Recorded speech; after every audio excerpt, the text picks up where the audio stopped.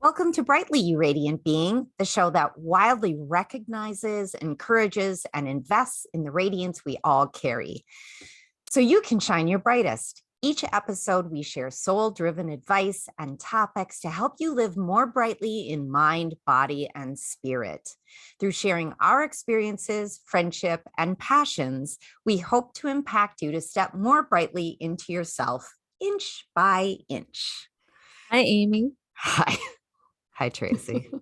I have to tell you, I seriously considered rewriting our intro specifically for this episode. I love it. I love it. Yeah. While I was reading it, I was like, what the? Our last episode we recorded a week ago. We are kind of just a couple days before things go live. We're not as far in advance as we usually are.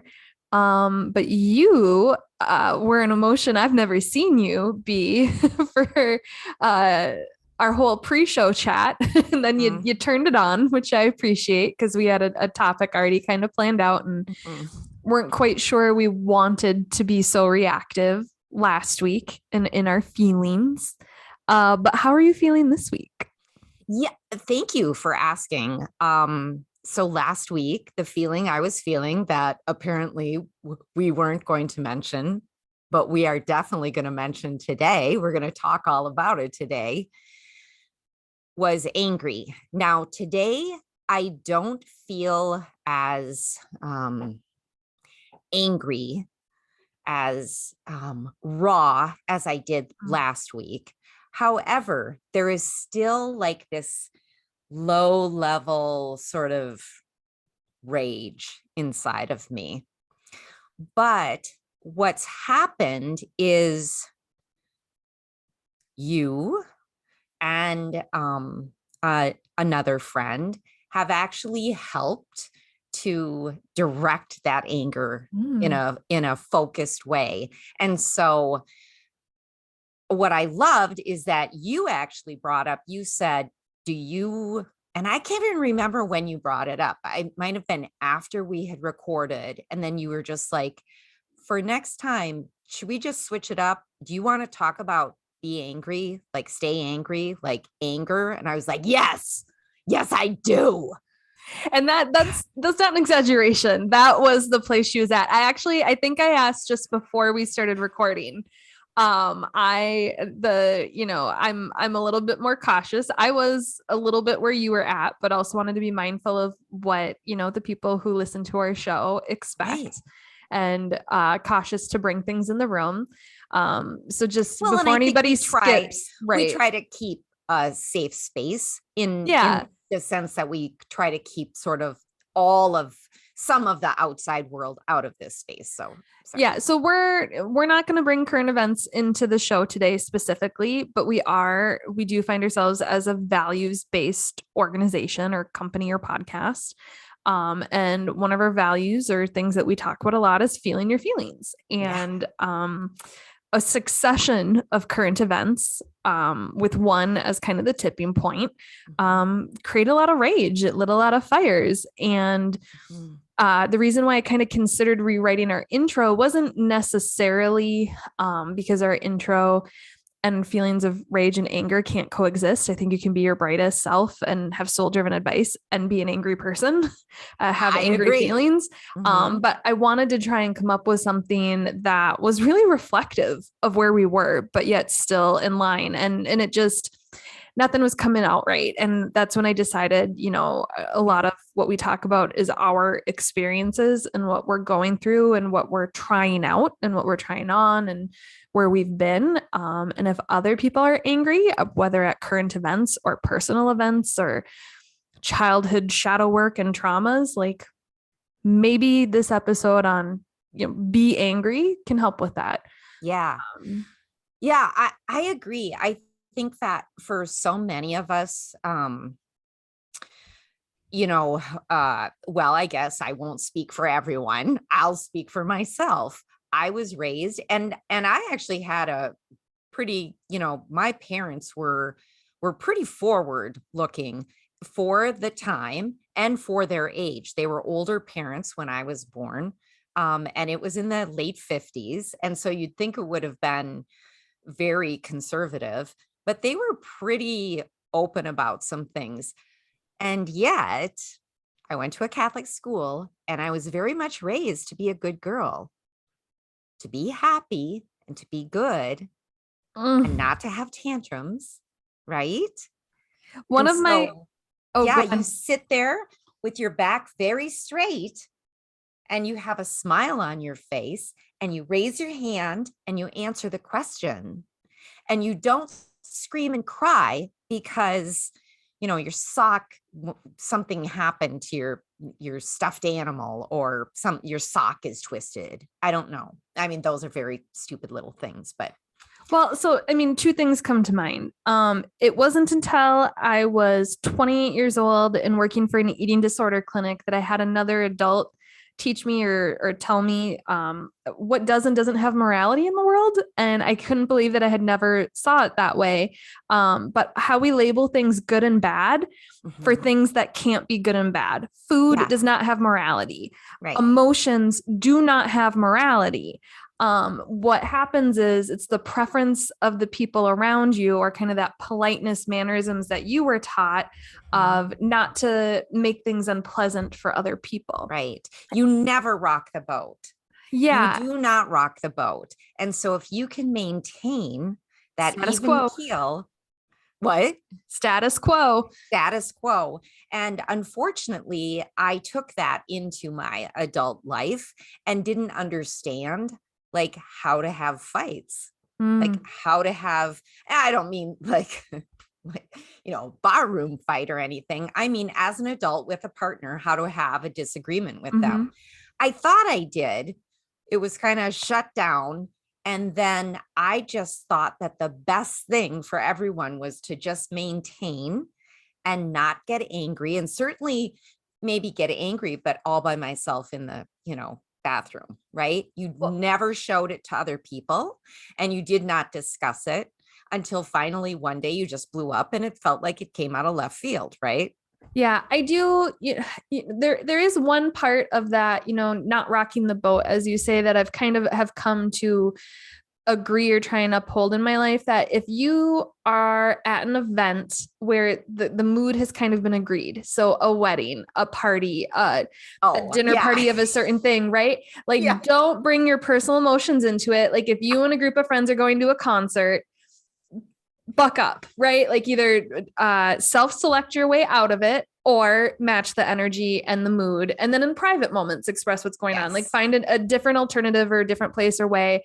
But there are certain events and times and spaces in life where, showing up in a certain energy or mood isn't beneficial for yourself or for the group, right?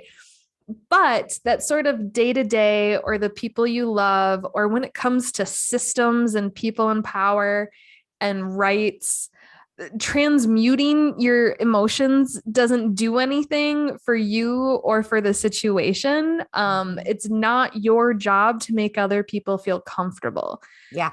Well, I could have used that little tidbit a million years ago. I think the other thing too with anger is that as a society, we don't know how to deal with other people's anger, right? To the point where if somebody is angry, I can remember acting angry and being told, like, why are you so crabby? So not even acknowledging that it was anger, but that I was being crabby. Yeah. Which crabbiness feels like that's my fault. Or that's the story I was telling myself. So I think that we have a hard time not only feeling our own anger and being able to understand how to talk about it or let it out. We also have no space for other people's anger probably because we don't have space for our own. Oh, I love that. But it starts in childhood with our own parents and teachers and people around us. Like, I used to work with preschoolers of 5 to 10-year-olds with emotional and behavioral disorders and high schoolers. So I feel I don't have kids of my own, but through my personal and professional experience, I feel like I've raised 2 kids from birth to 18. And the one thing that I notice all the time, and I see it on social media and even in the children in my life, is labeling emotions as things other than the emotion. So Yes. instead of being able to recognize, and it's hard to always have to be that bigger person when you were having emotions of yourself or reactions yourself, but instead of being objective and descriptive about what I'm noticing you're crying. Are you sad? You seem upset. Instead of trying to come from a place of validation, it's, oh, aren't we sassy today? Oh, aren't Yes. you a three-nager? Yeah. Get out of the wrong side of the bed. Yeah, exactly. Or, you not allowing people or saying, oh, she's a drama queen. Oh, like how many times do we label people who cry as over emotional instead of just being like, wow, you feel your emotions. I can't do that. Right. Like, oh, I don't cry. Okay. That's kind of impressive. You let yourself cry in public. Yeah. We try and label it and then we assign those good and bad things to it and we try and shape it to the greater experience. Instead of being like, wow, you're upset and that's making me feel things I don't know what they are. And I don't like this. I will say it was interesting because during that whole rawness last week and anger and just not knowing like where to go with it and what to do with it. At one point, my husband was like, it was not, I don't want to use the term afraid. I think he just never seen me like this before. And we can have disagreements. I've grown up. I'm a big girl now and I can have disagreements and we have arguments, in a you have emotional intelligence now. You didn't before. Exactly. Yeah. But for this case, he was just like, wow, he did say that. This is really upsetting you. But then left space for me to say, yes, and this is why. And then he listened and it was like he didn't realize all the ramifications around the subject. So I appreciated that even though he didn't quite understand it, he still was willing to listen to it. And I think that's a key point too, whether we understand the emotions of the people around us. If you can say, do you want to talk about how you're feeling? Or I'm here if you want to talk about it. Or, and then that evening he actually was like, here, do you want to scream into this pillow? Which I did. And I think that's just the thing is we focus so much on the person experiencing the emotion, having to overly control or mask or change it instead of, or in addition to the person witnessing the emotion, knowing how to respond. How many of us, when we see someone sad, want to cheer them up? When we see someone angry, we either want or tell them to calm down. And how often does that happen when somebody is in a big emotion, right? Oh my gosh. And it happens with super joyful people too, because people who are really angry and upset in life can't handle the happy people and just want them to calm down as well. Yeah. In fact, so just like, I just want it because I love to do that. I love to Google, like, what do I do with this anger? And so many articles were just that, like, here's how to calm down. Here's how to control it. Here's how to do these things, which of course, if you actually have an anger issue, that might be something that maybe you need to do, or maybe you have an anger issue because there's a lot of freaking things around you that make you upset. Right. So that's just it. So how do you know if you have an anger issue? So I think the first thing, because especially for women, so women tend to be seen as overly emotional, but the only emotion attached to that is sadness and crying. And people who label women as emotional tend to be male presenting and tend to forget that anger is an emotion, and anger is an emotion that male presenting individuals typically are free to express, but they don't express the sadness. Right. And so we just have this dichotomy and we're forgetting this human experience is all sorts of emotions. And many of them it's not a willing experience, right? It's not a personality type. It is a biological response in us to stimuli. And it's a psychological response based on experiences. Yes. we're hardwired for emotions, but we have been trained in how to express them, whether positively or negatively. Yeah. We've been We reinforced through good behavior or bad behavior, through attention or a negative attention, on what makes movement in our life to help us change and alleviate or escalate the emotions or pivot them.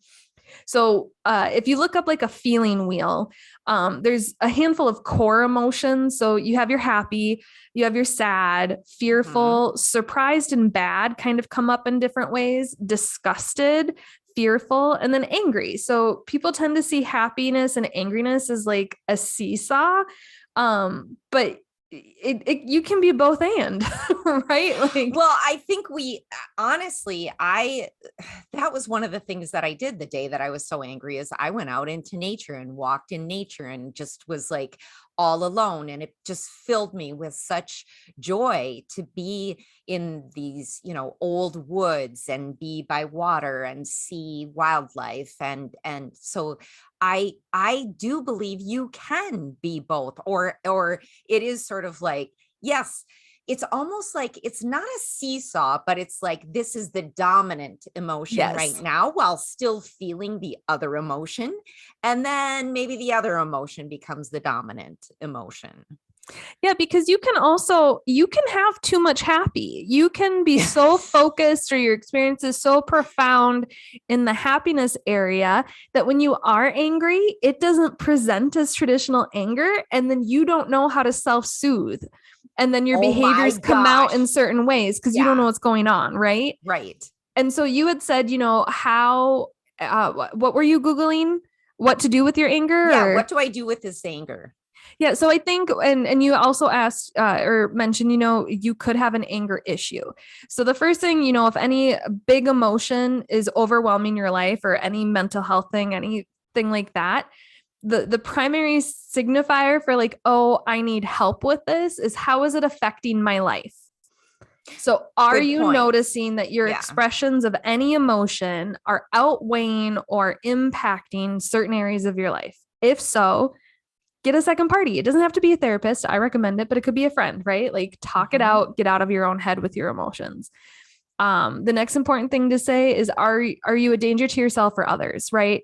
If you're sad, if you're angry, if you're fearful, you could be a harm to yourself or others if you're not in control of your emotions, or if you don't know what to do with them. Yeah.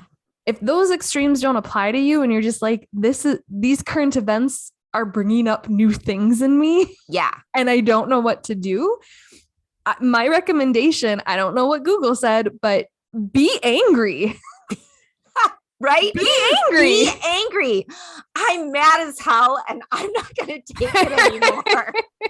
Right? Yeah. And I think that was, to me, it was just sort of this, it was almost like, I hate to use the word freeing, but in a way that is how it felt. It was like, I am free to feel this deep anger. And it's okay to feel this deep anger. When I was Googling what do I do with this anger? This article came up, and I'm not going to remember what it was, but the one key phrase that I took out of it that I loved, it was this term, assertive anger. And I went, I like that, because once I was feeling all those angry feelings, and I think you had said, hey, do you want to do this thing? It was like a healing circle. And I think I said to you, I don't want to. It was a vigil. It was a vigil instead of a march. So it seemed very passive. Yeah, I don't need a vigil. I need a protest. I was like, Amy, it's the only thing I could find. Like, I'm searching, I'm typing as fast as I can. And then Tracy, you were so wonderful, because then you were like, do you want to volunteer for this specific thing? And I was like, yes, that is what I want to do. And then another friend today sent an invitation to another thing. So I feel as if I now have this anger that is focused and has a direction, instead of just like chaos coloring all aspects of my life. I now feel like, and I think that's the thing with anger that we forget, that we can direct anger, whereas sadness And I remember this from what was the book, Ordinary People, where the therapist says to the young guy, I don't know if Young you've seen the brother. movie. Yeah, the brother. And he tells him that it's better to be angry than sad, because sadness, you don't go anywhere with sadness, but anger actually gives you a direction and a focus. Well, and sometimes we're so inexperienced as being angry that we think it's sadness. But also I think you can feel both of those very too. much too, because I think we all felt both of those feelings. But So, you're right. I'm really happy that you, to me, all emotions, any of the ones we've mentioned, are energy. And I think Yes. that's why it's so uncomfortable, is some of these energies we're unfamiliar with. And sadness is a slow energy. Happiness is a peppy one. And angry is fiery, right? And then fearful is more kind of stuck. Yeah. And so if you're not used to having an angry or a passionate or a fiery response to something, you're going to feel anxiety. You might feel numb. You might feel the exact opposite. And you just want to put that fire out, right? And what you did instead was you're like, you recognized, well, first of all, you knew what your trigger point was. You knew what caused your emotion, which I think is kind of step 2 and 3 of anything, is recognizing what you're feeling and then seeing if you know the root cause. That's, that's not integral to this, but it can help you sort through the emotion itself. Is what is causing this? What's related to it? What is it reminding me of? I would say though, yes, I would say too, though, even if you think you know what the root cause was, I did have to dig a little bit deeper, and I realized part of that anger was directed at myself. So I'm not bashing myself, but I realized that part of that was that I was actually angry at myself for letting my guard down, thinking that everything is cool now, and to not be, not that everyone needs to be hyper vigilant all the time, but I understood that I had a part to play in this. Well, and a lot of times angry is a response to a lack of or loss of control. Oh. And typically when it comes to current events, is it puts a spotlight on where we don't actually have control. How many of the things that are in the news include either the news anchor or someone being interviewed saying, this could never happen here. I do risk management. One of the questions I ask all the time is what event or trigger that you think never could happen? List them, because I guarantee you that's the shit we need a plan for. We call them black swan events. And I'd say only 20% of the people I talk to have an answer to that. But when we check back in with them 6 months to a year later for kind of our next regular meeting, they're like, I can't stop thinking about that question now. Because most likely they've experienced one of those never can happen events in their work, in their life since then. And now they're realizing, oh, this stuff happens. Right. And I think that opens your eyes to, oh, okay, now I need to be aware of all the other things that could happen. And I'm glad you brought up control, because once again, that goes to like feeling out of control, which is funny because so many of the articles were talking about how to control the anger. But I also think part of that is because that feeling of out of control when we're feeling that anger is part of that, because we've never felt that before. Well, and I think control of our emotions is an illusion that I'm even often praised on how calm I am, especially in stressful situations. And you're like, you have no idea what's going on. Exactly. The surface. What I am in control of a lot of the time is my reactions and my behavior. And so I think the morality of the good and bad that people tend to assign to emotions actually really more apply to the choices and behaviors that are being made. So when you're angry, are you breaking things? Are you hurtful? Are you yelling? Are you directing it at other people? Right. You need to have an outlet. I think a lot of that did happen. I'm not saying from me, I'm just saying I was aware of a lot of that happening. Some of it I think was a natural response. However, if you're doing things that aren't I don't want to use the word productive. What's the word I'm trying to think of? Sorry, I'll let you keep talking. Well, I recently heard in response to some of the stuff going on, someone refer to themselves and say, well, I'm not an advocate. I'm not an activist. I'm an advocate. And how they said it, in terms of behaviors and objective descriptions of the actions of what those two parties do, that person was accurate in her description of herself. But both her and the interviewer were kind of labeling the activists as angry and the advocates as calm. In my actions, I am in a position to be more of an advocate than an activist. I don't have experience as in activism. And I'm single and I live alone and I don't feel safe going to some of these stuff by myself. I feel the buddy system's integral for activism and things like that in the world we live in. Be safe. But I'm an advocate and I'm angry. And when I'm an activist, I've done things in the past and I've been incredibly calm.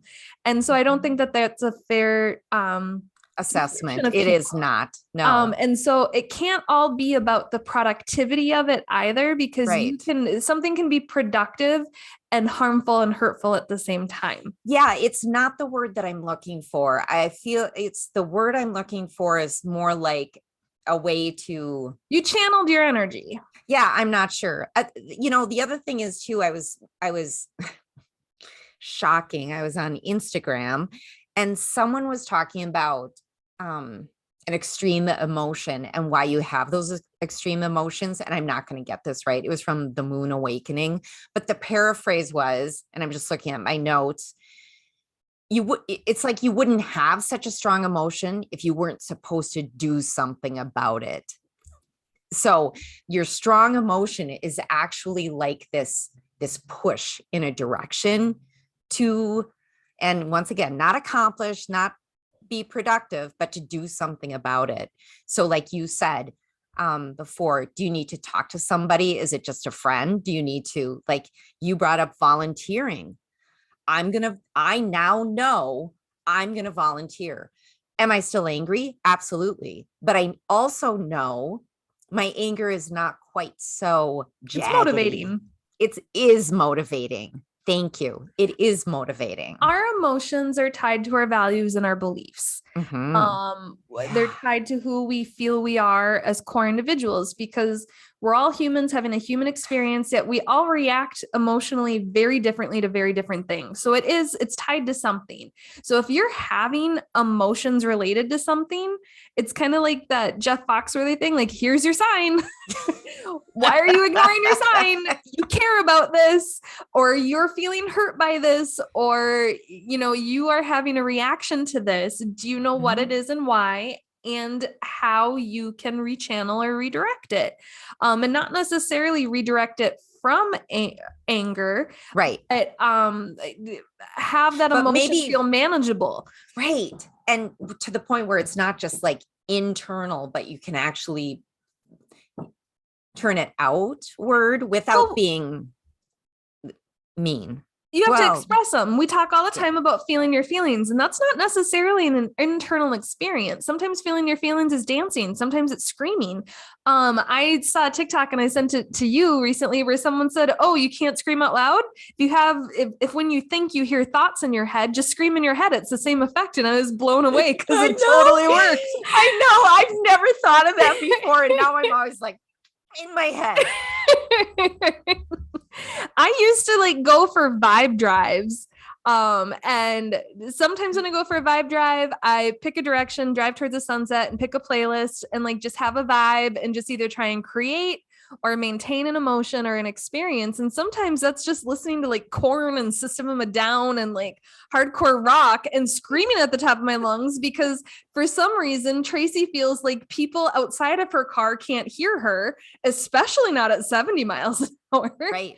And that was how, when I had roommates, when I lived with my parents or whatever, and I was going through a hard time, I knew I couldn't feel my feelings without disrupting the energy of the people around me, and then being, that affecting whether or not I have my emotions. So I would take myself out. Yeah. Yeah.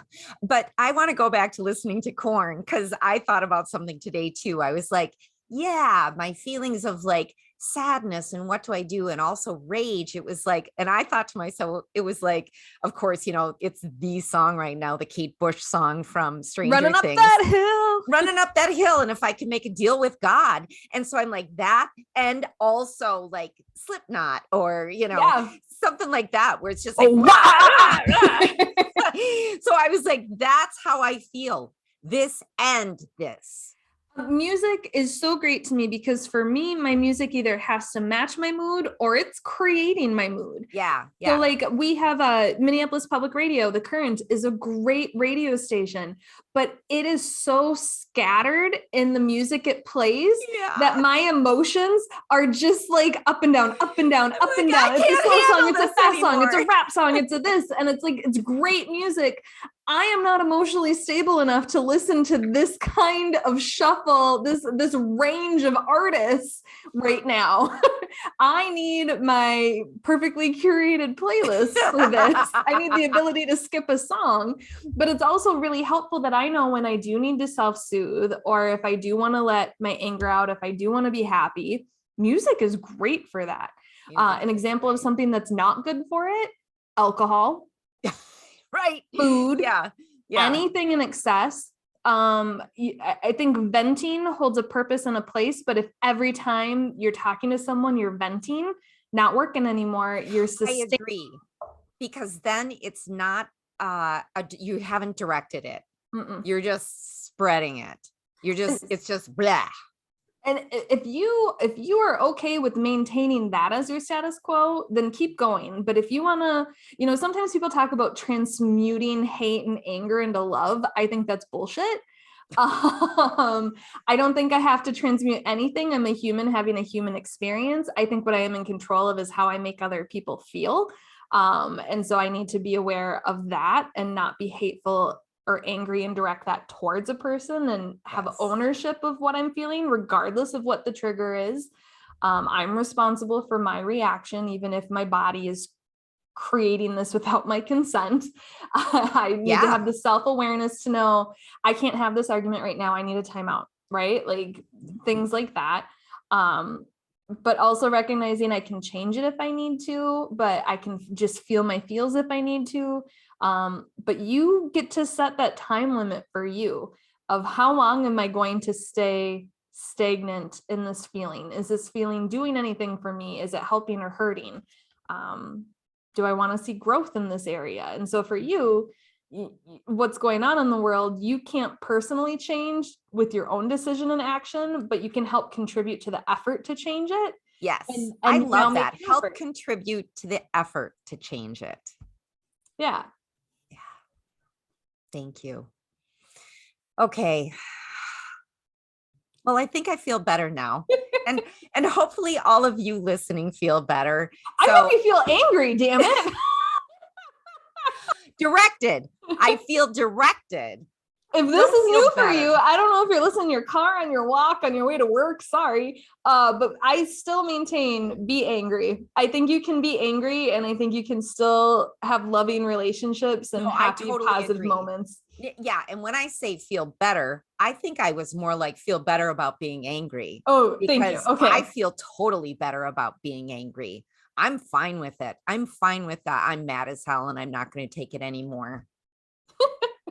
Well, if this episode spoke to you and your soul and you're also not going to take it anymore, please share this episode or our podcast with a friend. And if you have time, give us some love on your preferred platform with a rate, review, and subscribe.